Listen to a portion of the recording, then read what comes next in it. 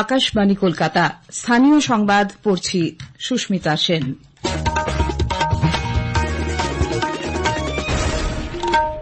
বিশেষ বিশেষ খবর হল, লাগাতার বৃষ্টির জেরে উত্তরবঙ্গের নদীগুলির জলস্ফীতি ও ভূমিধস উদ্বেগ বাড়িয়েছে। পরিস্থিতি পর্যালোচনা করতে মুখ্যমন্ত্রী মমতা ব্যানার্জি আজ উত্তরবঙ্গ সফরে যাচ্ছেন। রাজ্য জুড়ে বন্যা ও ভূমিধসের আবহে প্রস্তাবিত ঘাটাল মাস্টার প্ল্যান রূপায়ণের লক্ষ্যে রাজ্য সরকার গতকাল বৈঠক করেছে। সাগর দত্ত মেডিকেল কলেজে উদ্ভূত পরিস্থিতির প্রেক্ষিতে জুনিয়র ডক্টরস ফোরাম আগামীকাল থেকে ফের পূর্ণ কর্মবিরতির পথে। প্রধানমন্ত্রী নরেন্দ্র মোদী আজ আকাশবাণীতে মন কি বাত অনুষ্ঠানে তাঁর চিন্তাভাবনা দেশ বিদেশের মানুষের সঙ্গে ভাগ করে নেবেন। বেঙ্গালুরুর কান্তিরাভা স্টেডিয়ামে আইএসএল ফুটবলে বেঙ্গালুরু এফসি ৩-০ গোলে মোহনবাগান সুপার জায়ান্টকে হারিয়ে দিয়েছে। আসছি বিস্তারিত খবরে। দক্ষিণবঙ্গের বিস্তীর্ণ এলাকায় বন্যা পরিস্থিতির মধ্যেই লাগাতার বৃষ্টির জেরে উত্তরবঙ্গের নদীগুলির জলস্ফীতি উদ্বেগ বাড়িয়েছে। দক্ষিণবঙ্গে আবহাওয়ার উন্নতি হলেও ডিভিসি বিভিন্ন জলাধার থেকে জল ছাড়া অব্যাহত রেখেছে। ফলে পূর্ব মেদিনীপুর, হাওড়া, হুগলি, পূর্ব বর্ধমানের বন্যা কবলিত ব্লকগুলিতে মানুষের দুর্দশা চলছেই। এদিকে উত্তরবঙ্গের পার্বত্য এলাকায় টানা বৃষ্টির জেরে তিস্তা সহ বিভিন্ন নদীর জল বেড়েছে।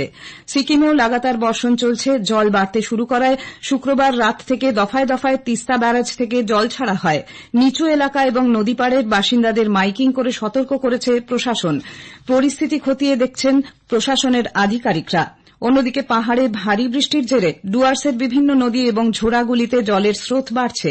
তার জেরে হড়পা বানের আশঙ্কা তৈরি হয়েছে। কালীঝোড়ায় ধস নামায় ১০ নম্বর জাতীয় সড়কের একাংশ তিস্তা গর্ভে তলিয়ে যায়। বন্ধ রয়েছে ১০ নম্বর জাতীয় সড়ক ধরে যান চলাচল। কালীঝোড়া এলাকায় রাস্তা সংলগ্ন পাহাড় কেটে সংস্কারের কাজ শুরু করা হয়েছে। বন্যা ও ভূমিধসে বিধ্বস্ত উত্তরবঙ্গের পরিস্থিতি সরেজমিনে খতিয়ে দেখতে মুখ্যমন্ত্রী মমতা ব্যানার্জি আজ সেখানে যাচ্ছেন। কলকাতা থেকে রওনা হয়ে আজ তার বাগডোগরা পৌঁছানোর কথা। উত্তরকন্যার অতিথি নিবাসে রাত্রিবাসের পর আগামীকাল সকালে পাহাড় ও সমতলের পরিস্থিতি নিয়ে ৮ জেলার প্রশাসনিক আধিকারিকদের সঙ্গে মুখ্যমন্ত্রী বৈঠক করবেন। ওই দিনই কলকাতায় ফিরে বিকেলে তাঁর নবান্নে রাজ্য মন্ত্রিসভার বৈঠকে অংশ নেওয়ার কথা। মালদার ভূতনির দক্ষিণ চণ্ডীপুর গ্রাম পঞ্চায়েতের কাটাবাঁধ এলাকায় গতকাল নৌকোডুবির ঘটনায় এক মহিলা ও একটি শিশু নিখোঁজ।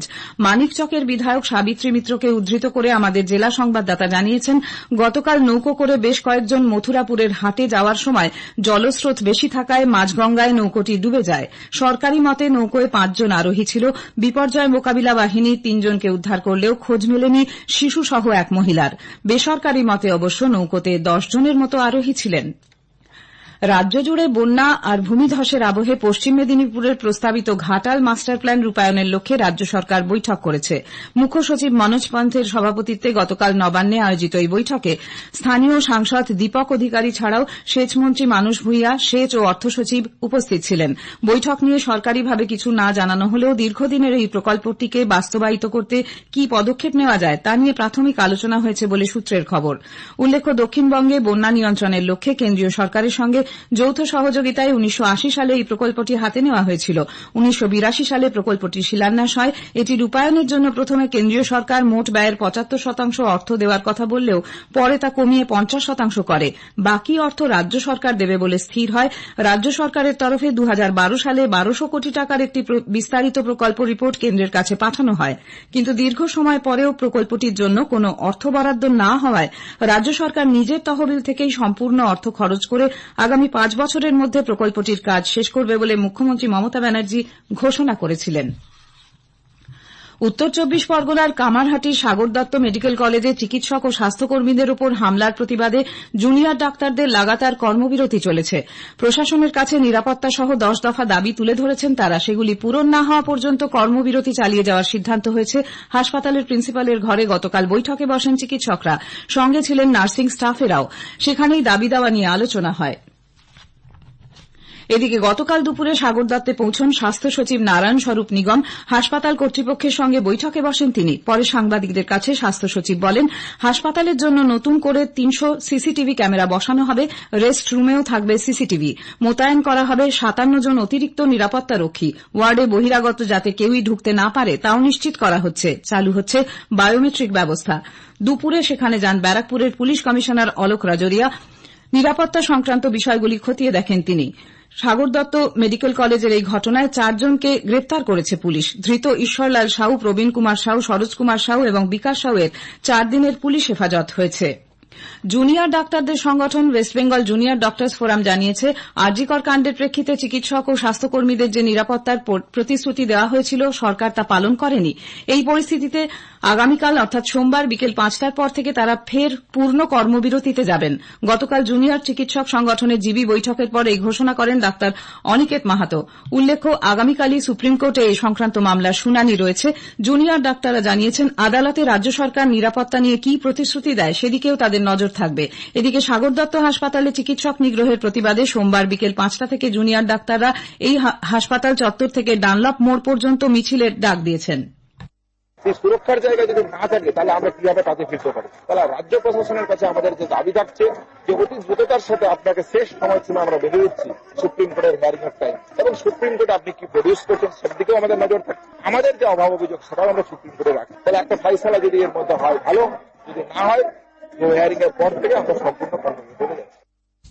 আরজিকর হাসপাতালে তরুণী চিকিৎসকের নৃশংস হত্যার পরও রাজ্যের সরকারি মেডিকেল কলেজ হাসপাতালগুলিতে যেভাবে হামলা চলছে, ডাক্তার সংগঠনগুলির যুক্ত মঞ্চ joint platform of doctors West Bengal তার তীব্র নিন্দা করেছে। পাশাপাশি ওই ঘটনাগুলির জন্য ধিক্কারও জানানো হয়েছে। জেপিডির আহ্বায়ক ডাক্তার পূর্ণব্রত গুণ ও ডাক্তার হীরালাল কোনার গতকাল এক বিবৃতিতে বলেন, মেডিকেল কলেজ হাসপাতালগুলিতে এ ধরনের হামলার ঘটনায় দোষীদের অবিলম্বে গ্রেপ্তার করে মেডিকেয়ার 2009-এর আওতায় এনে বিচার করতে হবে। স্থানীয় সংবাদ শুনছেন আকাশবাণী কলকাতা কেন্দ্র থেকে।